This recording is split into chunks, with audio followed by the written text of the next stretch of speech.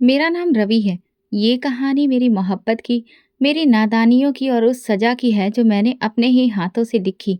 शुरुआत में सब कुछ साधारण और खूबसूरत था, लेकिन फिर धीरे-धीरे कुछ चीज़ें बिखरने लगीं। पिताजी के देहांत के बाद ददिहाल वालों ने हमें घर से निकाल दिया। ऐसे मुश्किल वक़्त में हम नानी के घर आकर रहने लगे। मामा दूसरे शहर में नौकरी करते थे और उनका परिवार भी वहीं रहता था। लेकिन नाना जी का जो पुश्तैनी मकान था, उसे छोड़कर नानी नहीं जाना चाहती थी, इसलिए मामा ने हमें भी नानी के पास ही रहने को दिया। जब मैं वहां पहुंचा तो वहां मेरी ही उम्र की एक लड़की थी। धीरे धीरे पता चला कि वो अनाथ है और मामा के स्वर्गवासी दोस्त की बेटी है, जिन्हें नानी बहुत अच्छे से जानती थी। नानी के कहने पर ही वो लड़की उनके साथ रह रही थी और उसकी देखभाल भी वहीं करती थी। धीरे धीरे वो बचपन से ही मेरे बहुत करीब हो गई। हम साथ में खेलते, हंसते, रोते, सब कुछ साथ सीखते। जहाँ बाकी लड़कों को खिलौने पसंद आते थे, मुझे नम्रता के साथ वक्त बिताना अच्छा लगता था। वह हमेशा चुप रहती, धीरे से बोलती और जब हंसती तो लगता जैसे कोई पुरानी खुशबू दिल में उतर गई हो। मैं शायद तब नहीं जानता था कि वो मेरी मोहब्बत है, लेकिन जब वो 2 दिन के लिए भी कहीं चली जाती तो दिल में अजीब सी बेचैनी होने लगती थी। वक्त गुजरता गया, हम बड़े हुए, मैं कॉलेज जाने लगा, वो अभी स्कूल में थी, लेकिन हमारी दोस्ती वैसी ही रही जैसी पहले थी। फर्क बस इतना था कि अब मेरे दिल में एक अनजानी सी बेकरारी रहने लगी थी। उसकी खामोशी, उसकी आंखों की उदासी मुझे चुभती थी। वो अक्सर शाम को नानी के घर के काम में हाथ बटाती थी, लेकिन जब भी मैं आता, तुरंत मेरे सामने आकर बैठ जाती। एक दिन वो बोली, रवि, अगर मैं नहीं रही तो क्या आप मुझे याद करेंगे? मैं हंसने लगा। दिल में कुछ अजीब सा हुआ। बकवास मत करो। तुम नहीं रही मतलब? तुम तो मेरे बिना रह ही नहीं सकती हो। वो मुस्कुरा दी। कुछ कहने ही वाली थी कि नानी ने उसे अंदर बुला लिया। उस शाम मैंने माँ से कहा, माँ, मुझे नम्रता से शादी करनी है। माँ हैरान रह गई। कुछ देर चुप रही, फिर बोली, बेटा, वो तो एक अनाथ है। तुम्हें और भी अच्छे रिश्ते मिल सकते हैं। मैंने नजरें झुका ली, लेकिन जुबान मजबूत थी। मुझे रिश्ते नहीं, नम्रता चाहिए। कुछ दिनों की बहस के बाद माँ मान गई। नानी तो पहले से ही खुश थी और जब नम्रता लाल जोड़े में मेरे सामने आई तो लगा जैसे जिंदगी पूरी हो गई हो। हमारी शादी धूमधाम से हुई। सपना देखा और सपना सच हुआ कि रवि को नम्रता मिल गई। शादी के बाद की जिंदगी सपने जैसी थी। वो सुबह मेरे लिए चाय बनाती, मैं उसके लिए फूल लाता। रवि, तुम इतने अच्छे क्यों हो? मैं हंसता, क्योंकि मेरी पत्नी दुनिया की सबसे प्यारी औरत है। वो शर्मा कर नजरें झुका लेती। वो ज्यादा बोलती नहीं थी, लेकिन उसकी आंखों में सब कुछ होता था। कभी खुशी, कभी फिक्र, कभी प्रार्थना। एक दिन मैं ऑफिस से देर से आया। वो दरवाजे पर खड़ी मेरा इंतजार कर रही थी। आप थक गए होंगे, खाना लगा दूं? मैंने उसका हाथ थामा। पहले ये बताओ, तुम थकी हो?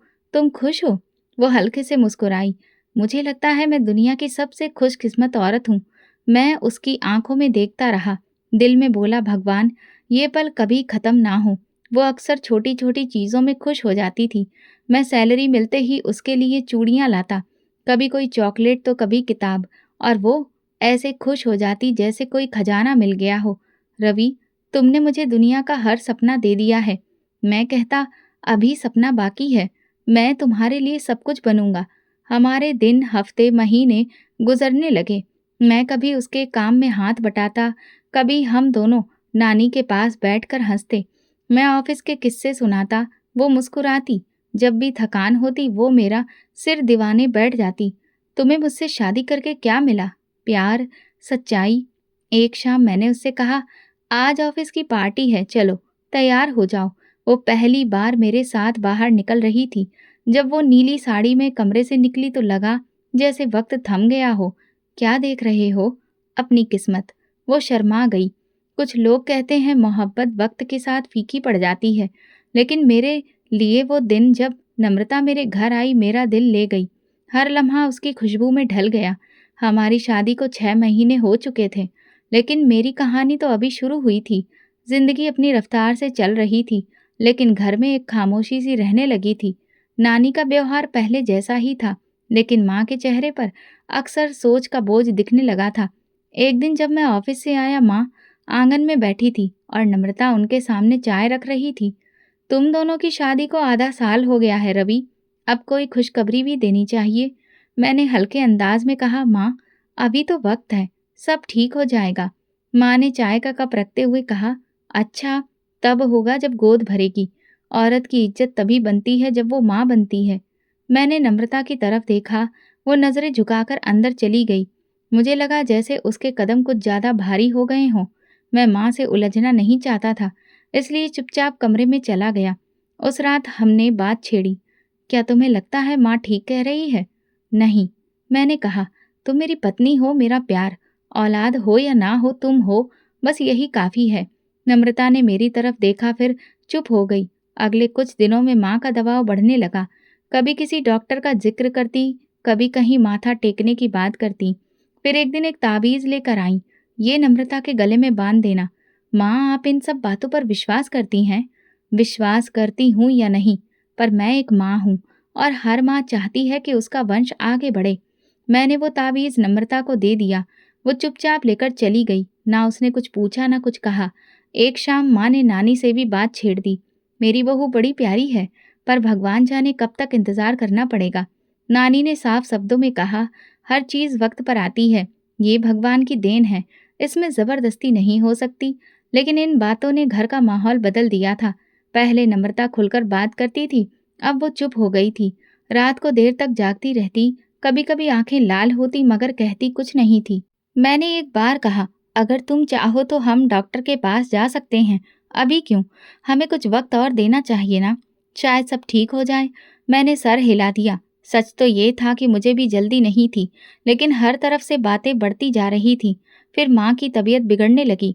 उनकी सांसें चढ़ती, सीने में दर्द होता। अस्पताल ले गए तो पता चला कि दिल की तकलीफ है। कुछ दिनों तक वो अस्पताल में रहीं। मैं और नम्रता बारी बारी से देखभाल करते।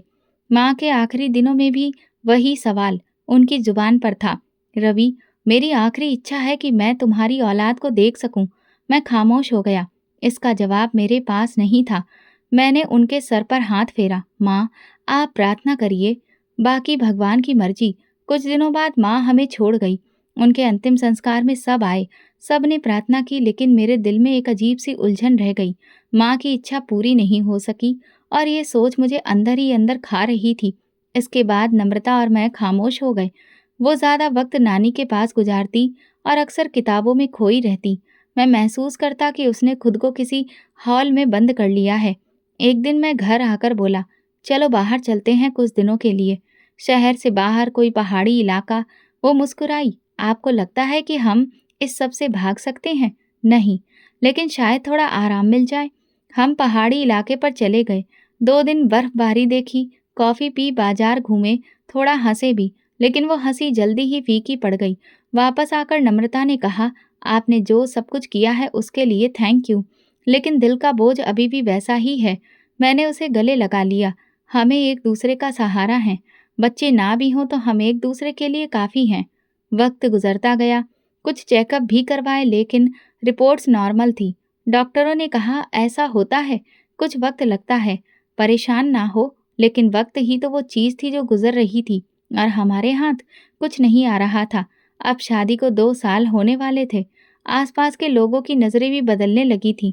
कुछ रिश्तेदारों ने बातों में तंज शामिल कर लिया। बच्चे की खबर कब आएगी, या फिर जिंदगी वैसे ही गुजारनी है? मैं सुनता और नज़रअंदाज करता, लेकिन नम्रता ये सब सुनकर अंदर ही अंदर टूट रही थी। अब वो खुद मुझसे सवाल करती, अगर बच्चा कभी नहीं हो सका तो? मैंने कहा, तो क्या, तुम हो ना, बाकी सब वक्त की बात है। ये कहकर मैं मुस्कुराता, लेकिन मेरी मुस्कुराहट में यकीन कम और तसल्ली ज़्यादा होती थी। ये वो मुकाम था जहाँ मोहब्बत अपनी असली परीक्षा में दाखिल हो चुकी थी और मैं अभी भी यही समझता था कि हम ये सब झेल लेंगे। लेकिन जिंदगी ने जो सोच रखा था वो हमें पता नहीं था।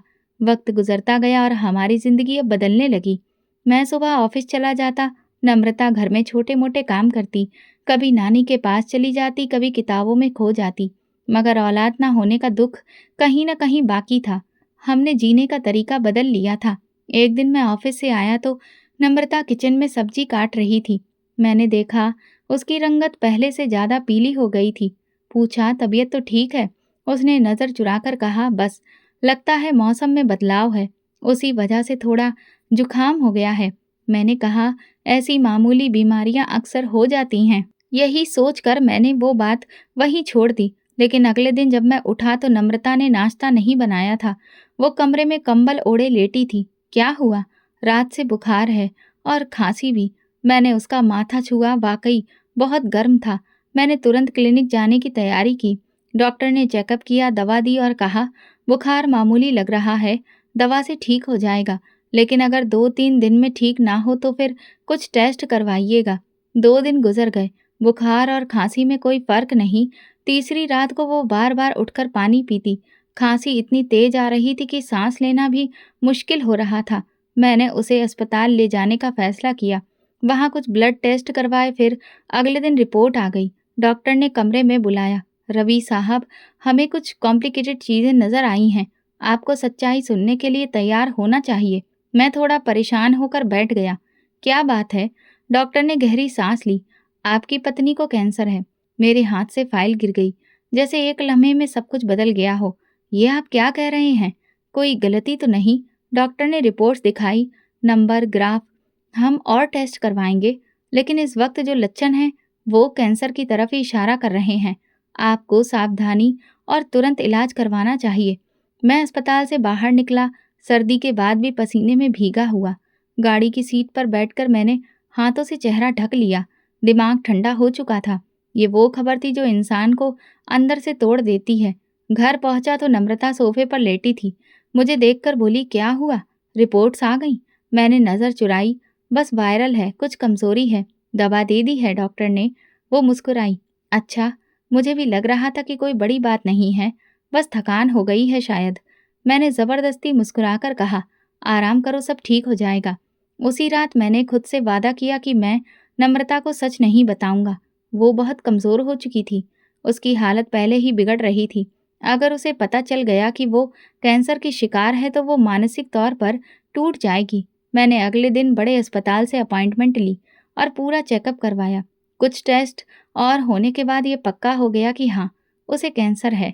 डॉक्टर ने एक महंगा इलाज बताया, कीमोथेरेपी, बाकायदा दवाएं और समय समय पर अस्पताल में भर्ती होना। अब मेरी जिंदगी 2 हिस्सों में बट गई थी।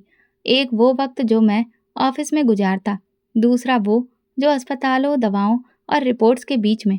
नम्रता से हर बार यही कहता, बस थोड़ा सा इन्फेक्शन है, डॉक्टर ने आराम करने को कहा है। वो मान जाती, कभी शक नहीं करती। वो अब भी मेरे लिए दरवाजे तक आती। तुम थक जाते हो, लेकिन मुझे कभी नहीं झिड़कती। मैं कुछ नहीं कह पाता, बस उसके सर पर हाथ फेरता। मैं सिर्फ तुम्हें देखना चाहता हूँ, बाकी सब बेकार है। घर के खर्च अलग और इलाज के पैसे अलग। मैंने अपनी सारी सेविंग्स निकाल ली, दोस्तों से उधार लिया, कुछ जेवर गिरवी रखे और नम्रता को किसी भी बात की खबर नहीं होने दी। लेकिन कुछ बातें छुपी नहीं रह सकती थी। एक दिन वो बोली, रवि, सच बताओ, मुझे कोई गंभीर बीमारी तो नहीं? मैंने अपने शरीर में कुछ फर्क महसूस किया है।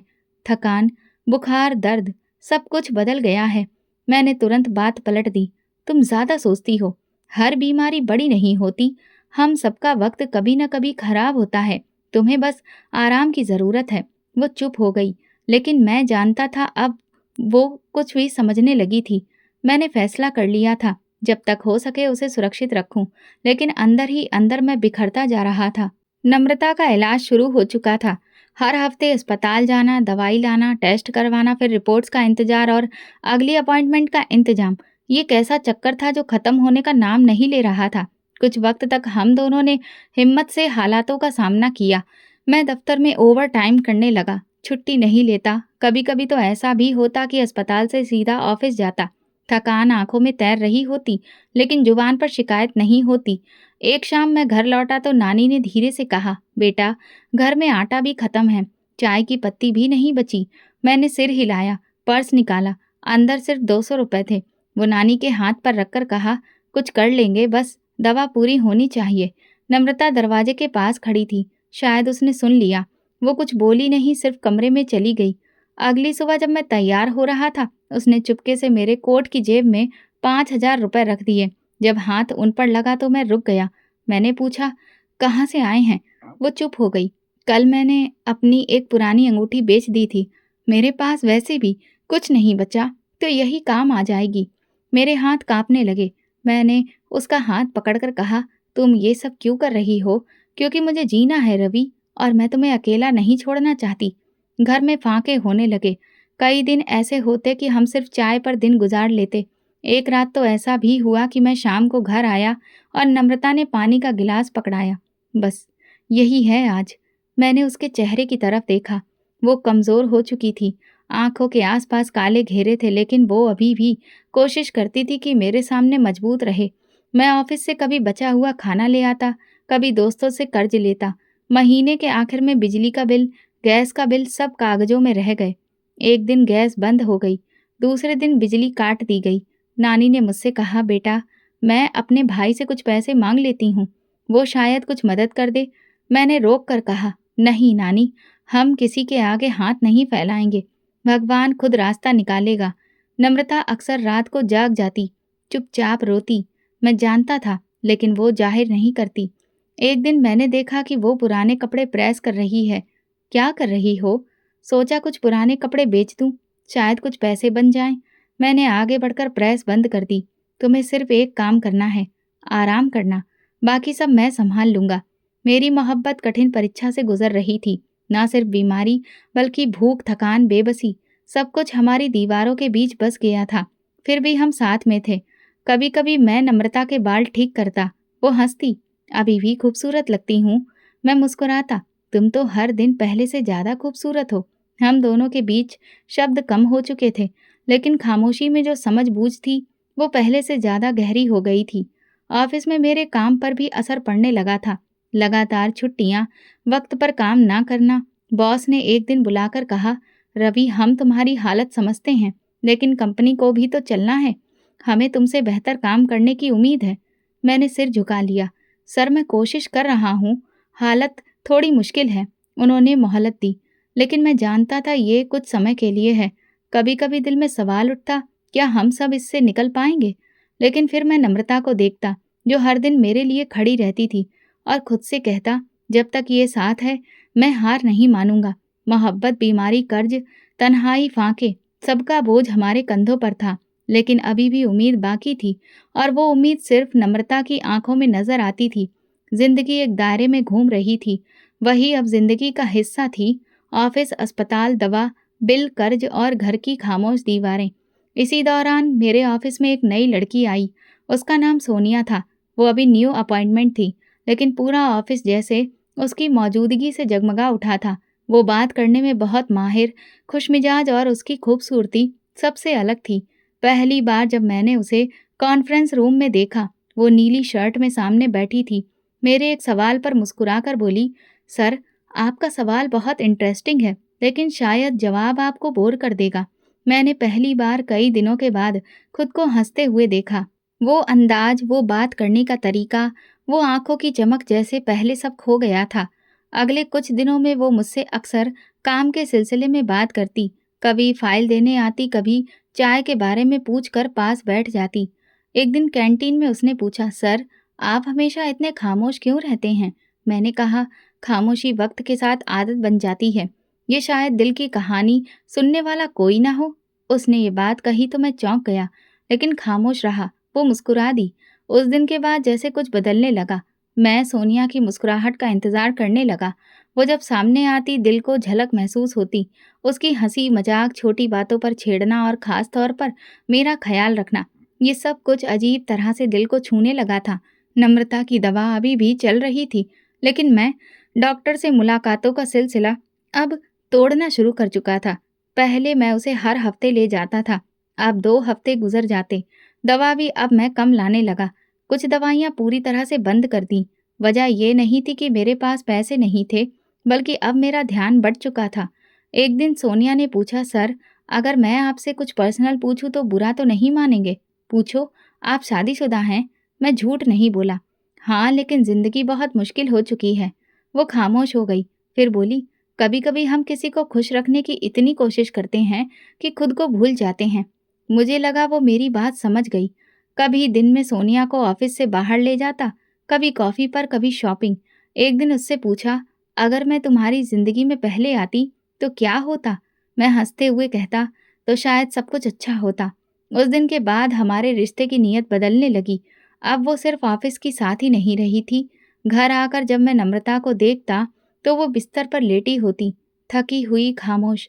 एक दिन उसने मुझसे पूछा, आज फिर दवा नहीं लाए?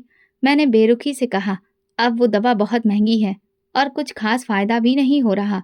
वो कुछ देर चुप रही, फिर धीरे से बोली, रवि, मैं जी तो नहीं रही, बस चल रही हूँ। कम से कम मेरे लिए कुछ लम्हे आसान कर दो। मैंने पलटकर जवाब दिया, जिंदगी आसान नहीं है। तुम अकेली नहीं हो जिस पर बोझ है। वो खामोश हो गई, लेकिन उसकी आंखें बहुत कुछ कह रही थीं। सोनिया मेरे लिए जरूरी बन चुकी थी। वो मेरे दिन की रोशनी और रात का सुकून थी। मैं अक्सर घर देर से पहुंचता, बहाने बना देता और नम्रता के कमरे की तरफ नजर तक नहीं उठाता। एक रात नम्रता ने कहा, क्या तुम मुझसे परेशान हो चुके हो? मैंने जवाब नहीं दिया। अगर मैं मर जाऊं तो शायद तुम्हें सुकून मिल जाए। ऐसी बातें मत करो, मैंने ठंडे स्वर में कहा। जीना मरना तुम्हारे बस में नहीं है। उसी रात मैंने जानबूझकर सोनिया को फोन किया। कल रात मेरे साथ डिनर चलोगी? तुम्हारी पत्नी का क्या? अब वो सिर्फ एक जिम्मेदारी है, रिश्ता नहीं। मैंने वो सब कह दिया जिसकी गूंज बरसों तक मेरे पीछे रहेगी। नम्रता की खामोशी, उसकी आंखों की नमी, सब कुछ मैं नजरअंदाज करना सीख गया था। और जब कोई इंसान बेशर्मी सीख ले, तो वो धीरे धीरे सब कुछ खोने लगता है। मगर उसे इसका एहसास बहुत देर से होता है, और मेरे लिए वो देर बहुत जल्द आने वाली थी, जिसका मुझे अभी तक अंदाजा नहीं था। एक दिन शाम को जब मैं देर से घर पहुंचा, नम्रता दरवाजे के पास बैठी थी। चेहरा पीला, शरीर पर सिर्फ हड्डियां और खांसी चल रही थी। हाथ में खाली दवा की शीशी थी। रवि, दवा खत्म हो गई है, आज बहुत बुखार है। उसकी आवाज़ कांप रही थी। मैंने कोट उतारते हुए कहा, रोज रोज दवा नहीं खरीदी जाती। तुम्हें तो लगता है कि तुम्हारा कोई इलाज ही नहीं। वो चुप हो गई, नज़र झुका ली, फिर बोली, मैं कोशिश करती हूँ कि कुछ भी ना मांगूं, लेकिन शरीर साथ नहीं दे रहा। तो क्या मैं तुम्हें हर दिन दवा ना दूं? क्या मैं तुम्हारे लिए कुछ भी नहीं? मैं झल्ला उठा। शायद गुस्सा खुद पर था, मगर निकला उस पर। वो चुपचाप बिस्तर पर चली गई। रात को मैं खाने बैठा तो उसने कुछ नहीं खाया। आज कुछ नहीं खाऊंगी, भूख नहीं है, ये दिखावा है। शायद तुम्हें लगता है तुम भूखी रहोगी तो मुझे एहसास होगा। वो चुप रही, फिर बड़ी मुश्किल से बोली, नहीं, सिर्फ भूख नहीं है। अगली सुबह जब मैं ऑफिस के लिए तैयार हुआ, सोनिया का मैसेज आया, कॉफ़ी के लिए प्लान करें, आज छुट्टी ले लो। मैंने तुरंत जवाब दिया, ठीक है, लोकेशन भेज दो। नम्रता को कह दिया, ऑफिस में मीटिंग है, देर हो सकती है। उसने बस सिर हिला दिया। शाम को जब वापस आया तो देखा, नम्रता की हालत और बिगड़ चुकी थी। बुखार में तप रही थी और सांस लेने में हाँफ रही थी। नानी ने पानी का गिलास दिया, लेकिन वो पी नहीं पा रही थी। डॉक्टर के पास चलें? मैंने ठंडे लहजे में पूछा। नहीं, चल कल चलेंगे, आज बर्दाश्त कर लूंगी। मैं चुप रहा, दूसरे कमरे में चला गया। सोनिया से रिश्ता इतना बढ़ चुका था कि अब वो मेरे घर भी आने लगी थी। एक बार तो वो देर रात तक वहीं रही और मैंने उसके लिए खाना मंगवाया। नम्रता दूसरे कमरे में बेहोशी में पड़ी थी, लेकिन मैंने उसका दरवाजा तक नहीं खटखटाया। नानी मामा के घर पर गई हुई थी। तुम्हारी पत्नी अंदर है ना? सोनिया ने पूछा। हाँ है, रिश्ता अब कागज पर है, दिल में नहीं। मुझे डर लगता है कभी कभी, सोनिया ने हंसते हुए कहा। इस बात से कि कहानी वो सब कुछ जान न ले? मैंने बेफिक्री से कहा। अगर उसे कुछ समझ आता तो अब तक चली जाती। उन दिनों में मैं बिल्कुल बदल चुका था। ऑफिस में सोनिया, घर में खामोशी और नम्रता जो बिस्तर से लग चुकी थी। एक दिन मैंने ऑफिस से छुट्टी ली, लेकिन घर जाने की बजाय सोनिया के साथ आउटिंग पर चला गया। वापसी पर जब कमरे में गया तो नम्रता का शरीर बेजान लग रहा था।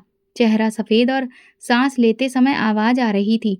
मैंने पानी पिलाया तो वो बोली, मुझे डॉक्टर के पास ले चलो, आज शायद कुछ ज़्यादा बुरा है। मैंने फ़ोन देखा, बैटरी ख़त्म हो चुकी थी। अभी नहीं जा सकता, फ़ोन चार्ज होने दो, बस थोड़ी देर के लिए ले चलिए, मैं वापस आ जाऊंगी। नम्रता, तुम समझती क्यों नहीं? इलाज महंगा है और फ़ायदा कुछ नहीं हो रहा। तुम्हें खुद ही अब समझ लेना चाहिए। वो पत्थर हो गई, आंखों से आंसू बह निकले। तो अब दवा भी नहीं मिलेगी? नहीं, अब नहीं, मैं थक चुका हूँ। उसने सिरहाने से कंबल खींचा और चेहरा छुपा लिया। मैं बाहर बालकनी में जाकर बैठ गया, जैसे कुछ बोझ हल्का हुआ हो। अगली दोपहर नानी ने बताया कि रात भर नम्रता को नींद नहीं आई, वो सिर्फ तुम्हें देखती रही। तो क्या मैं हर वक्त उसके सामने बैठा रहूं? मेरे पास और काम भी हैं। नानी चुप रही, फिर बोली, तुमने मोहब्बत की थी या एहसान? मेरे पास कोई जवाब नहीं था। अब वो बिस्तर से भी नहीं उठ पाती थी, पानी भी बड़ी मुश्किल से पीती थी। एक दिन मैंने कहा, ये क्या हालत बना ली है, जैसे दुनिया की सबसे बेचारी औरत हो। मैंने कुछ नहीं मांगा, सिर्फ जीना चाहा था तुम्हारे साथ। मैं चुप रहना ही बेहतर समझा, पर दिल में एक ख्याल उठने लगा, काश ये सब खत्म हो जाए। और शायद मेरे इस ख्याल को वक्त ने सुन लिया, क्योंकि आगे जो हुआ वो मेरी सोच से भी आगे था। उस सुबह मैंने उसे नाश्ते के लिए भी कुछ नहीं दिया। सोनिया ने रात को ही कहा था कि आज वो मुझे एक खास जगह ले जाएगी, शहर से थोड़ा बाहर। मैं तैयार होकर निकला तो नानी दरवाजे पर खड़ी थी। बेटा, नम्रता की तबीयत बहुत खराब है, रात भर वो सो नहीं सकी। मैंने जल्दी से जवाब दिया, मैं वापसी पर देख लूंगा, एक ज़रूरी मीटिंग है। नानी कुछ कहना चाहती थी मगर मैं जा चुका था। गाड़ी में बैठते ही सोनिया ने खुश होकर कहा, आज तुम सिर्फ मेरे हो, कोई फ़ोन, कोई टेंशन नहीं, बिल्कुल भी। आज सिर्फ तुम और मैं। हमने शहर से बाहर एक खूबसूरत जगह पर वक्त बिताया, रेस्टोरेंट में खाना खाया, तस्वीरें खींची। सोनिया ने इंस्टाग्राम पर कुछ अपलोड किया। मैं सब कुछ भूल चुका था, यहाँ तक कि उस घर को भी, जहाँ एक कमजोर सांस लेती औरत बिस्तर से लगी हुई थी। शाम को वापस आते हुए सोनिया ने मेरा हाथ पकड़कर कहा, तुम्हारे साथ वक्त गुजार कर ऐसा लगता है जैसे सब कुछ ठीक हो सकता है। मैंने मुस्कुराकर बोला, बस मैं यही चाहता हूँ, एक नई जिंदगी तुम्हारे साथ। हम शहर वापस पहुंचे तो फोन की बैटरी चार्ज करते ही नानी की 6 मिस्ड कॉल और एक संदेश था, रवि जल्दी आओ, नम्रता की हालत बहुत खराब है। मैं गाड़ी दूसरी तरफ मोड़ी, लेकिन जल्दी ही, कोई खास कोशिश नहीं की थी। मन में एक सवाल बार बार आ रहा था, क्या आज वो खत्म हो गई होगी। घर पहुंचा तो दरवाजा खुला था। अंदर दाखिल हुआ तो नानी सोफे पर बैठी थी, चेहरे पर गहरी खामोशी। क्या हुआ, तुमने देर कर दी रवि। नम्रता अब नहीं रही। ये सुनते ही एक पल को जैसे सब शांत हो गया, लेकिन अंदर कुछ नहीं टूटा, ना कोई आह निकली, ना आंखें भीगी। मैं बस बैठ गया, ग्लास में पानी डाला और एक बोझ लेकर बोला, शायद यही सही था। नानी ने हैरत से मुझे देखा, तुम्हें दुख नहीं हुआ। क्या दुख, वो तो पहले ही खत्म हो चुकी थी, सिर्फ सांसें बाकी थीं। नानी कुछ नहीं बोली, बस चुप हो गई। थोड़ी देर बाद मामा आ गए। नम्रता की अर्थी सफेद चादर में लिपटी कमरे में रखी थी। मामा ने पूछा, अंतिम संस्कार का क्या इंतजाम है। मैंने कंधे उचका दिए, ये आप देख लीजिए। उन्होंने अचानक मेरी तरफ पलट कर देखा, क्या मतलब, तुम पत्नी की लाश घर पर छोड़कर आराम से बाहर घूमना चाहते हो। मैं मजबूर था, और अब कुछ फर्क नहीं पड़ता। मामा की आंखों में गुस्सा था। रवि, तुम सिर्फ पति नहीं थे, जिम्मेदार भी थे, लेकिन तुमने तो इंसानियत भी छोड़ दी। मैंने नजरें चुरा ली। अब बातें करने का वक्त नहीं, अंतिम संस्कार करना है तो कीजिए। मुझे कल देश से बाहर जाना है, एक जरूरी काम है। मामा हैरत से मुझे देखते रहे। नानी ने सिर झुका लिया, ठीक है, हम ले जा रहे हैं। उन्होंने नम्रता की डेड बॉडी को उठाया और नानी के साथ ले जाने लगे। मैं सोफे पर बैठा रहा, हाथ में चाय का कप और दिल में एक अजीब सा सुकून। जाते जाते माँ बोली, भगवान तुम्हें माफ करे रवि, जिस औरत ने सब कुछ बर्दाश्त किया, तुमने उसका हक तक नहीं निभाया। मैं खामोश रहा। नम्रता अब घर से जा चुकी थी। मैंने दरवाज़ा बंद किया, मोबाइल निकाला और सोनिया को फ़ोन किया। सब खत्म हो गया। तुम्हें क्या अफसोस है, सोनिया ने पूछा। नहीं, एक बोझ गया है, अब हम नई शुरुआत कर सकते हैं। वो हंसी, तो फिर चलो कहीं पार्टी करते हैं, जल्दी ही, मैंने जवाब दिया। रात को मैं अकेला बैठा था। कुछ देर को लगा जैसे सब कुछ वैसा ही है जैसा चाहा था, सुकून, आज़ादी और सोनिया। लेकिन एक खामोशी थी जो दीवारों पर चीख रही थी, नम्रता की सांसें, उसकी वो आखिरी पुकार, मुझे डॉक्टर के पास ले जाओ। सब कुछ याद आया, लेकिन मैंने झटक दिया। नम्रता की मौत के 1 महीने बाद मैंने सोनिया से शादी कर ली, साधारण तरीके से, लेकिन सोनिया ने धूमधाम से शादी करने पर जोर दिया था। मैं पहले ही थक चुका था, इसका विरोध करने की हिम्मत नहीं थी। वो लाल लहंगे में आई जैसे एक सोपीस हो, हर नज़र उसी पर थी, और मुझे लग रहा था जैसे मैं सब कुछ हासिल कर चुका हूँ। शुरुआत के कुछ दिन सब कुछ नया, खुशहाली से भरा महसूस हुआ। हम शहर से बाहर घूमने गए, महंगे होटलों में रुके, शॉपिंग की, खाना खाया, हंसी मजाक किया। सोनिया हर दिन नए कपड़े पहनती, नई ज्वेलरी और खूब सारी तस्वीरें खिंचवाती। रवि, मेरे लिए ये वाला ब्रांड का बैग ले दो, सब दोस्तों के पास है। ये बहुत महंगा है, अभी कुछ दिन रुक जाओ, तुमने वादा किया था कि मेरे सारे सपने पूरे करोगे। अब पैसे की बात क्यों कर रहे हो। मैं खामोश हो जाता और कुछ दिन बाद वही चीज़ें खरीद लेता। मेरे क्रेडिट कार्ड की हद खत्म होने लगी। ऑफिस में भी अब वही पुरानी मुश्किलें, काम पर कम ध्यान दे पाता, फिर एक साथ ढेर सारा काम करना पड़ता और वक्त की कमी। एक दिन ऑफिस से वापस आया तो सोनिया सोफे पर बैठी थी, सामने ब्यूटी पार्लर का बैग रखा था। ये क्या है? मैंने उससे पूछा। तुम्हें क्या दिक्कत है? मैंने अपने लिए ये सब खर्च किया है, किसी और पर नहीं। लेकिन ये हजारों रुपए रोज कहाँ से आएंगे? तो फिर मैं वो पत्नी बन जाऊं जो दिन भर बिस्तर पर पड़ी सड़ती रहे? तुम्हें वैसे ही चाहिए ना? मैं एक लम्हे को पत्थर रह गया। ये बात मेरे सीने में तीर बनकर घुस गई। शायद वो जानबूझकर कह रही थी, लेकिन ये पहली बार था जब किसी ने नम्रता को ताना नहीं बल्कि मुद्दा बनाया था। रात को मैं नींद में हड़बड़ाकर उठ बैठा, पसीने में भीगा हुआ। सपने में वही नजारा, नम्रता का चेहरा, उसकी बेहोशी और वो आखिरी पुकार, मुझे डॉक्टर के पास ले जाओ। मैंने पानी पिया और खिड़की के पास जाकर खड़ा हो गया। नीचे सड़क सुनसान थी, शांत, लेकिन दिमाग शोर से भरा हुआ। दिल में एक गहरा खालीपन महसूस होने लगा था। अगले दिन ऑफिस में काम पर ध्यान नहीं दे पाया। मीटिंग में बॉस ने कहा, रवि, तुम्हारा काम दिन ब दिन खराब होता जा रहा है। तुम्हारी परफॉर्मेंस पर सवालिया निशान है। माफ कर दीजिए सर, अगली बार सब ठीक होगा। लेकिन मुझे खुद नहीं पता था कि अब सब ठीक हो पाएगा भी या नहीं। शाम को घर आया तो सोनिया नई डिजाइनर ड्रेस में तैयार बैठी थी। चलो, आज नया कैफे खुला है, चलते हैं। मेरी तबीयत ठीक नहीं है, थोड़ा आराम करना है। तो ठीक है, मैं अकेली जाऊंगी। सोनिया, सब हंसेंगे मुझ पर। हंसने दो, मुझे फर्क नहीं पड़ता। वो दरवाजा जोर से बंद करके निकल गई। मैं सोफे पर बैठा रहा। नम्रता के आखिरी दिन याद आने लगे।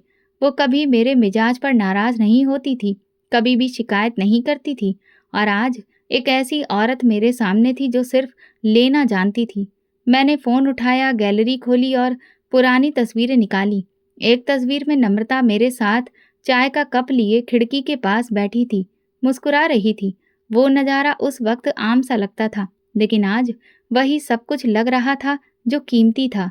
2 दिन के बाद सोनिया के लिए महंगा मोबाइल खरीदा। वेरी गुड, आखिरकार तुम समझदार हो गए हो। मैं मुस्कुरा नहीं पाया, बस चुपचाप कमरे में चला गया। एक रात सोनिया फोन पर किसी से जोर जोर से बात कर रही थी। मुझे पुरानी जिंदगी नहीं चाहिए, समझा करो। अगर मैंने शादी की है तो मैं रानी की तरह जिंदगी जीना चाहती हूँ। मैंने दरवाजा धीरे से बंद कर दिया। अगली सुबह मैंने बैंक अकाउंट चेक किया, बैलेंस तकरीबन खत्म था। मैंने हिसाब लगाया, पिछले 2 महीने में जितना खर्च हुआ था उसमें आज की सैलरी से ज्यादा सिर्फ सोनिया के मेकअप, शॉपिंग और पार्टी पर लग गया था। उसी दिन ऑफिस में एक कॉल आई। बाहर से किसी कंपनी का बड़ा ऑफर था। अमेरिका की एक कंपनी में एक पोजीशन खाली थी। हमने आपका प्रोफाइल देखा है, हमें आपकी ज़रूरत है। दिल में उम्मीद जगी, शायद एक नई शुरुआत हो सके। शाम को सोनिया को बताया, मुझे अमेरिका से ऑफर आया है। अरे वाह, अब तो हम वहाँ शॉपिंग करेंगे, न्यूयॉर्क, लास वेगास। मेरे लिए वहाँ से सैंडल लाना मत भूलना। उसकी पहली फिक्र सिर्फ फैशन थी। मैं मुस्कुराकर रह गया। मेरे अंदर कुछ मर रहा था, लेकिन मैंने जाहिर नहीं होने दिया। उसी रात जब मैं बिस्तर पर लेटा तो फिर से सपने में वही नजर आई, नम्रता बिस्तर पर लेटी, कमजोर सी, धीरे से बोल रही थी, रवि, अगर मैं नहीं रही तो क्या तुम मुझे याद करोगे? मैंने आंखें खोल दी। अंधेरे में छत को देखते हुए बस एक बात दोहराई, हाँ। अब हर दिन अमेरिका से आया ऑफर एक तरह से मेरी जिंदगी में नई हवा की लहर था। मेरे घर के हालात बिगड़ चुके थे। क्रेडिट कार्ड की लिमिट भी पार हो चुकी थी और ऑफिस में आखिरी वार्निंग मिल चुकी थी। मैंने एक लम्हा सोचे बिना ही हामी भर दी। वीज़ा की प्रक्रिया तेज कर दी गई। 3 हफ्तों में सब कुछ पूरा हो गया। सोनिया को वीज़ा मिलते ही उसकी खुशी का कोई ठिकाना नहीं रहा। वो दिन रात नई जगह, ब्रांड और वहाँ के फैशन की बातें करती रहती थी। बस सोच रही हूँ अमेरिका में पहली शॉपिंग कहाँ से शुरू करूँ। काम शुरू होने दो, शॉपिंग पूरे साल होती रहेगी। नहीं, तुम समझ नहीं रहे। वहाँ जाकर मेरा एक नया अंदाज होगा। मैं सबको दिखाऊंगी कि मैं कितनी स्टाइलिस्ट हूँ। मैं बस सर हिलाता रह गया। अब बहस करना भी बेकार लगता था। अंदर से अनजाना सा डर था, लेकिन जाहिर करने का कोई फायदा नहीं था। हमने दिल्ली से फ्लाइट ली और कुछ घंटे बाद न्यूयॉर्क में लैंड किया। पहली बार दूसरे देश का एक्सपीरियंस था, लेकिन थकान से ज़्यादा दिमाग में ऑफिस के पहले दिन की फिक्र थी। ये एक नई शुरुआत थी। शॉपिंग, होटल, इमिग्रेशन, सबके बीच सोनिया खुशी से फूली नहीं समा रही थी। यही तो जिंदगी है रवि, यही वो मुकाम है जहां मुझे पहुंचना था। अब यहाँ काम भी करना है। हाँ, तुम काम करो, मैं जाऊंगी। अगले दिन कंपनी के ऑफिस पहुंचा। खूबसूरत चीजों से सजी हुई बिल्डिंग का नजारा ही कुछ और था। रिसेप्शन पर एक नौजवान लड़के ने मेरा स्वागत किया। सर, आपकी मुलाकात हमारी सीईओ से तय है। वो ऊपर वेटिंग रूम में आपका इंतजार कर रही हैं। अभी? जी सर। फौरन मैं लिफ्ट पर चढ़ा। दिल में अजीब सा एहसास था। लिफ्ट के शीशे में खुद को देखा, टाई सीधी की, जैकेट को ठीक किया। दरवाज़ा खुला और मैं वेटिंग रूम में दाखिल हुआ। एक लम्हे के लिए कदम रुक गए। सामने जो औरत खड़ी थी वो पलटकर मेरी तरफ देख रही थी और मैं सांस लेना भूल गया। वो बिल्कुल नम्रता जैसी थी। लंबे बाल, वही आंखें, वही चेहरा, वही धीरे से मुस्कुराने का अंदाज। मैं तो पत्थर हो गया।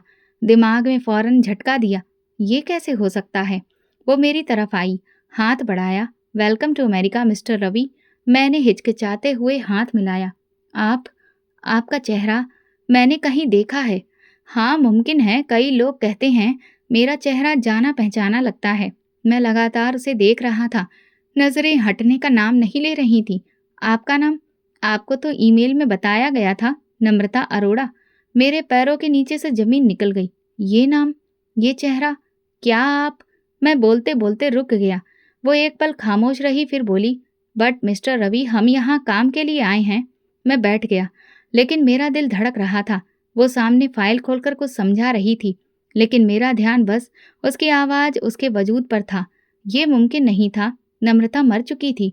मैंने खुद उसकी डेड बॉडी देखी थी। नानी, मामा, सब ने उसका अंतिम संस्कार किया था। फिर ये कौन है? मीटिंग खत्म हुई तो उसने कहा, मुझे उम्मीद है आप हमारे माहौल में जल्दी ढल जाएंगे। मैंने बड़ी मुश्किल से खुद पर काबू पाया। आपसे एक बात कहनी है। जी? क्या हम कहीं बैठकर बात कर सकते हैं, अकेले में? मिस्टर रवि, ऑफिस में पर्सनल बातें काम के वक्त नहीं होती। उसकी ठंडी सी आवाज़ ने मुझे उलझा दिया था। मैं दफ्तर से निकला तो सोनिया बाहर खड़ी थी। इतनी देर लगा दी? मुझे लगा तुम उस सीईओ के ख्यालों में खो गए हो। मैं कुछ नहीं बोला। उसके मजाक पर मुझे हंसी भी नहीं आई। बस कार की तरफ कदम बढ़ गए। गाड़ी चलाते हुए बार बार मन में वही चेहरा घूमता रहा।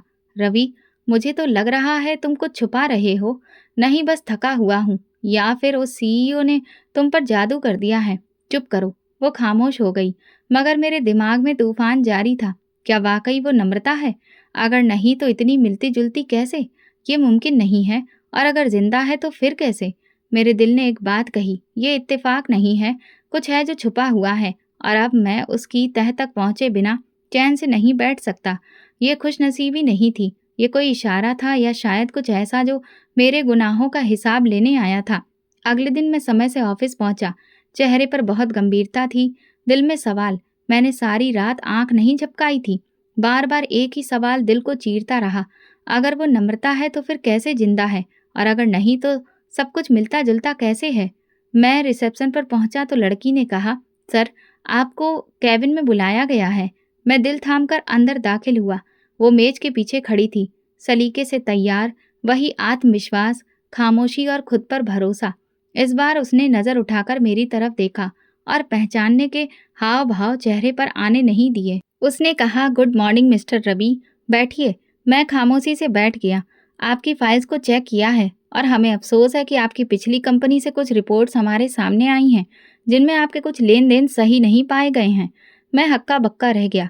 ये क्या कह रही हैं आप? आप पर इल्ज़ाम है कि आपने कंपनी के फंड्स का पर्सनल इस्तेमाल किया, और कुछ तरीके गैर कानूनी भी थे। मैं कड़े लहजे में बोला, ये सब झूठ है, कोई साजिश है। हो सकता है, वो बोली, लेकिन हमारी पॉलिसी के मुताबिक हम ऐसे किसी भी एम्प्लॉय को ज्वाइनिंग नहीं दे सकते। मैंने मेज पर हाथ रखकर बोला, आप ये सब मेरे साथ पर्सनल पुरानी बातों की वजह से तो नहीं कर रही? वो लम्हे भर को रुकी, फिर बोली, पर्सनल? माफ़ कीजिएगा, मैं सिर्फ प्रोफेशनल फैसले लेती हूँ। इतने में दरवाज़ा खुला और एक आदमी अंदर दाखिल हुआ। लंबा कद, रंग साफ, महंगे कपड़े और चेहरे पर हल्की सी मुस्कुराहट। वो उसके पास जाकर खड़ा हो गया। ये मेरे होने वाले पति हैं, साहिल। मेरे मुंह से आवाज़ नहीं निकली। मैंने उस आदमी को देखा। उसके चेहरे पर वो सुकून था जो सिर्फ एक अच्छी जिंदगी गुजारने वाले इंसान के चेहरे पर होता है। आपके होने वाले पति? मेरी आवाज़ कांप गई। जी हाँ, वो बोली। और बहुत अच्छे दोस्त भी। ये मेरे लिए उस वक्त सहारा बने जब मेरे पास कुछ भी नहीं था। मेरी सांसें उखड़ने लगीं। मैं कुर्सी से उठकर एक बार फिर उसकी आंखों में देखने की कोशिश की। क्या आप नम्रता हैं? उसने एक लम्हे को आंखें बंद की, फिर एक ठंडी सांस ली और बोली, मुझे नहीं मालूम तुम किसकी बात कर रहे हो, लेकिन यहाँ तुम्हारी कोई जगह नहीं है रवि। मैंने कांपते हुए बाहर निकला, जैसे जमीन पर वजन ही नहीं रहा। सीढ़ियां उतरते हुए दिल की धड़कन बेकाबू हो चुकी थी। लॉबी से निकलकर सड़क किनारे आ खड़ा हुआ। आसपास शोर था, गाड़ियां थीं, लोग थे, लेकिन मेरे कानों में सिर्फ उसकी आवाज गूंज रही थी। मेरे पति हैं साहिल। मैंने फोन निकाला और इंडिया मामा का नंबर डायल किया। हेलो मामा, मैं रवि। सब ठीक तो है? इतनी रात को? बस एक बात पूछनी है, एक सच जानना है। पूछो। नम्रता, क्या वो वाकई में मर गई थी? फोन के दूसरी तरफ खामोशी छा गई। ये कैसा सवाल है? मामा झूठ मत बोलिए। मैं जानना चाहता हूँ, क्या वो जिंदा है? क्या उसे किसी ने बचा लिया था? मामा की आवाज भारी हो गई। तुम्हें अब क्यों याद आ रहा है ये सब? क्योंकि मैं उससे जैसी एक औरत से मिला हूँ। उसका नाम, शक्ल, आवाज, सब कुछ वही है। मामा ने गहरी सांस ली, फिर धीरे से बोले, रवि, मैं अब ये बोझ नहीं उठा सकता। हाँ, वो जिंदा थी। मेरे हाथ से फोन छूट गया। बेटा, उस दिन जब हम उसे नानी के साथ ले गए थे, वो मरी नहीं थी, बस सांसें बहुत कमजोर थीं। डॉक्टर ने फिर कहा था कि शायद बच जाए, और उस वक्त उसके चाचा, जो बरसों पहले उसकी जान बचाने के लिए मेरे पास उसे छोड़ गए थे, फौरन वहां आ गए। जब उन्हें हालात के बारे में पता चला तो वो उसे शहर से बाहर इलाज के लिए ले गए, और वो बच गई। तो मुझे क्यों नहीं बताया? हमें लगा तुम्हें फर्क नहीं पड़ेगा।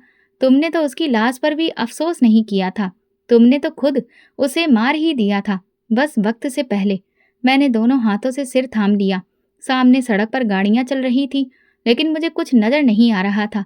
मामा, वो अब बहुत बड़ी कंपनी की मालकिन है और शादी करने वाली है। वो खुश है। तो तुम्हें क्या चाहिए? तुम्हें तो यही चाहिए था ना कि वो तुम्हारी जिंदगी से चली जाए। मैंने गलती की थी। गलती नहीं रवि, तुमने जुर्म किया था और कुदरत ने इंसाफ कर दिया। मामा ने कहा, एक और बात, तुम जानते हो तुम्हारी पत्नी को जहर दिया गया था। क्या? मैं लड़खड़ा गया। और वो जहर देने वाली कोई और नहीं, तुम्हारी पत्नी सोनिया थी। तो फिर आप लोगों ने मुझे क्यों नहीं बताया? अगर हम बताते तो तुम क्या करते? तुम तो वो पति थे जिसने उसकी दवा ही बंद कर दी थी। तुमने तो पहले ही फैसला कर लिया था कि वो मर चुकी है। मैं चुप हो गया। मामा ने बताया, नम्रता के चाचा के एक जानकार डॉक्टर ने उसका इलाज किया। धीरे धीरे वो ठीक हुई। फिर उसने दोबारा पढ़ाई शुरू की। उसके चाचा ने उसका पूरा साथ दिया, और कुछ सालों में वो अपने पिता की फैक्ट्री संभालने लगी, वही जो कभी उसकी जान की दुश्मन बनी थी। और वो लड़का साहिल, वही जो तुम्हारी कंपनी में था, तुम्हारे जाने के बाद वो नम्रता के चाचा के बिजनेस से जुड़ गया। साथ में काम किया और कारोबार को बड़ा बनाया। फिर दोनों ने शादी का फैसला किया। बस तुम्हारे तलाक का इंतजार है। मैंने आंखें बंद की। दिल में कसक होने लगी। मेरी नजरें सड़क पर थीं, लेकिन मन कहीं और भटक रहा था। मामा, मैं उसे देखना चाहता हूँ। अब बहुत देर हो चुकी है रवि। वो अब तुम्हारी नहीं रही। उसका एक नया मुकाम है, और तुमने खुद ही उसे वहां से धकेल दिया था। मुझे माफी मांगनी है। माफी सब कुछ ठीक नहीं करती रवि। कुछ जख्म सिर्फ वक्त दफन करता है, माफी नहीं। फोन बंद हो चुका था। नानी के इस दुनिया से जाने की खबर भी मुझे मिल चुकी थी। मुझे हर बात से अनजान रखा गया। सोनिया फ्लैट पर वापस आ चुकी थी, हाथ में शॉपिंग बैग, चेहरे पर थकान। कहाँ थे तुम? फोन क्यों नहीं उठा रहे थे? मैंने दरवाजा बंद किया और धीरे से कहा, तुमने नम्रता को जहर दिया था? वो पल भर को ठंडी पड़ गई, फिर हंसकर बोली, ये सवाल अब क्यों? अचानक जमीर जाग उठा। सच बताओ। हाँ, दिया था। एक गोली दवा में मिला दी थी, लेकिन वो मेरी नहीं थी। तुमने ही तो कहा था कि शायद कुछ हो नहीं रहा हो। मैं सिर्फ जल्दबाजी ही कर रही थी। तुम्हें शर्म नहीं आई? शर्म? वो लड़की तुम्हें खींचकर पीछे ले जा रही थी, और मैं तुम्हें आगे ले जाना चाहती थी। मैंने आगे बढ़कर उसका हाथ पकड़ा। अब हम अलग हो रहे हैं। तलाक होगा। हाँ, तुमने जिस मोहब्बत की बुनियाद पर यह सब किया, वो अब तुम्हारे साथ नहीं है, और मेरे पास अब कुछ नहीं बचा। वो मुस्कुराकर कहने लगी, फिर भी तुम्हारे चेहरे पर सुकून नहीं है रवि। शायद अब कभी आएगा भी नहीं। मैंने कमरे का दरवाजा बंद किया और बिस्तर पर बैठ गया। तस्वीर का वो पहलू सामने आ चुका था जो मैंने खुद अपने हाथों से बुन डाला था। मैं कई दिन हिचकियों, चाहत में डूबा रहा, खुद से जंग, शर्मिंदगी और अंदरूनी हार का बोझ। सब कुछ रोकना चाहा, लेकिन आखिरकार एक सुबह मैंने नम्रता की कंपनी की बिल्डिंग का रुख किया। मीटिंग के बिना, इजाज़त के बिना सीधा उसके ऑफिस की तरफ बढ़ गया। रिसेप्शन पर लड़की ने मुझे रोकने की कोशिश की। सर, आपके पास अपॉइंटमेंट नहीं है? बस 1 मिनट, एक आखिरी बात कहनी है। दरवाजे पर दस्तक दी। अंदर से आवाज़ आई, यस, कम इन। दरवाज़ा खोला तो वो पीछे बैठी थी। सामने साहिल, उसका पति, भी मौजूद था। उसने मुझे देखा, लेकिन आंखों में हैरानी नहीं थी, जैसे वो जानती हो कि मैं आऊँगा। बैठ जाओ। मैं खामोशी से सामने वाले सोफे पर बैठ गया। कुछ लम्हे सिर्फ खामोशी में बीते। बताओ, कैसे आना हुआ? उसकी आवाज़ बिल्कुल सपाट थी। नम्रता, मैं जानता हूँ मैंने तुम्हारे साथ वो जुल्म किया जिसकी कोई माफ़ी नहीं। तुम्हें तुम्हारी बीमारी में छोड़ दिया, तुम्हारे सच को झूठ बताया और तुम्हें मार डाला जब तुम जिंदा थी। वो कुछ नहीं बोली। मुझे पता चला तुम कैसे बची, कैसे वापस जिंदगी में आई और कैसे आज इस मुकाम पर पहुंची। मैं सच में शर्मिंदा हूँ। तुम्हें क्या लगा मैं माफ़ कर दूंगी? उसने सवाल किया। लहजा अब भी ठंडा था। नहीं, बस दिल चाहा कि तुम जान लो, मैं वो नहीं रहा। तुम अब कुछ नहीं रहे रवि। तुमने अपनी जिंदगी से खुद सब कुछ निकाल दिया। तो मैं याद हूँ? याद है, जब मैं दवा मांगती थी तो तुम कहते थे कोई फायदा नहीं।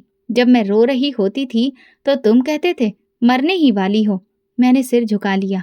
तुम्हें पता है मैं क्यों बची? क्योंकि मैंने हार नहीं मानी, क्योंकि मेरे चाचा, तुम्हारी नानी और साहिल जैसे लोगों ने मेरा साथ दिया, जिन्होंने मुझे इंसान समझा, बोझ नहीं। उसकी आवाज़ ऊंची हो गई। मैं उसी दिन मर गई थी जब तुम अपनी गर्लफ्रेंड के साथ हंसते हुए मेरे सामने आए थे। मैं उसी दिन मर गई थी जब तुमने कहा, काश मेरे माँ बाप होते और तुम मुझे वापस भेज दिए होते। तुमने मुझे मरा हुआ समझकर छोड़ दिया, लेकिन मैं जिंदा थी और जिंदगी ने फिर से मुझे गले लगाया। मैंने आंखें बंद कर ली, लेकिन आंसू नहीं बहे। शायद अब रोना भी बेकार लग रहा था। तो माफ़ी मांगने आए हो, लेकिन तुम्हारी माफ़ी मेरे जख्मों को नहीं भर सकती। तुम्हें मेरी बद्दुआ मिली है रवि। वो मेरे बिल्कुल पास आई, धीरे से बोली, तुम कभी खुश नहीं रह सकोगे। मोहब्बत तुम्हें तरसाएगी और तुम पल पल मरोगे। मैं कांपते हुए बोला, क्या तुम दिल से बद्दुआ देती हो? वो हंसी। दिल तो तुम्हारे साथ दफन हो चुका था। बद्दुआ मेरे वजूद की आखिरी चीख है। मैं उठकर दरवाजे की तरफ गया, फिर मुड़ा। तुम खुश हो ना? हाँ, और तुम्हारी बदौलत, क्योंकि मैं तुमसे छुटकारा पा गई। और आखिरी बात, अब मुझे तलाक के कागज भेज देना, ताकि मैं साहिल के साथ अपनी जिंदगी शुरू कर सकूं। मेरा दिल एक लम्हे को बैठ गया। मैं वापस अपने फ्लैट में आया। सोनिया तलाक ले चुकी थी। सब कुछ ले गई थी, पैसा, इज्जत, यहाँ तक कि मेरा नाम भी। अब मैं सिर्फ एक एम्प्लॉय के तौर पर जाना जाता था। मैंने खुद को कमरे में बंद कर लिया। हर दिन एक जैसा गुजरने लगा। मैंने नम्रता को तलाक दे दिया, क्योंकि मैं जानता था बस अब यही मेरे गुनाहों की माफ़ी है। एक दिन शरीर में अजीब सी थकान महसूस हुई। डॉक्टर के पास गया। टेस्ट हुए, रिपोर्ट आई। रवि साहब, आपके टेस्ट में कुछ गड़बड़ है। शायद आप बाप नहीं बन सकते, डॉक्टर ने कहा। लेकिन मेरे लिए वो शब्द मौत से कम नहीं थे। अब मैं समझ चुका था कि नम्रता के साथ औलाद इसलिए नहीं हो रही थी क्योंकि वो बीमार थी, बल्कि दिक्कत तो मुझ में थी और मैंने सारा दोष उस पर डालकर उसे ही खत्म करने की कोशिश की। मेरे दिन अब आलस भरे हो चुके थे। कभी किसी दरवाजे पर बैठता, कभी पार्क में, कभी किसी मंदिर के पास। लोगों के पीछे नज़र लगाने वाला शख्स अब खुद नज़रअंदाज हो चुका था। अक्सर लोग आकर खाना दे जाते, कुछ पैसे। कभी कोई भिखारी भी मुझ पर तरस खा जाता।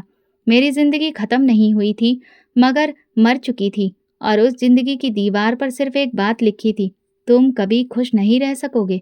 मैं हर सांस में उसकी बद्दुआ की आवाज़ सुनता हूँ, जो एक औरत ने नहीं, एक आत्मा ने मुझे दी थी। और अब मैं जिंदा हूँ, सिर्फ इसलिए कि मैं पल पल मर सकूं। तो दोस्तों, अगर आपको हमारी कहानी पसंद आई हो तो कमेंट करके ज़रूर बताएं। वीडियो को लाइक करें और ज़्यादा से ज़्यादा शेयर करें। अगर आप चैनल पर नए हैं तो सब्सक्राइब जरूर करें और नोटिफिकेशन बेल दबाएं, ताकि अगली अपडेट सबसे पहले आपको मिले। धन्यवाद।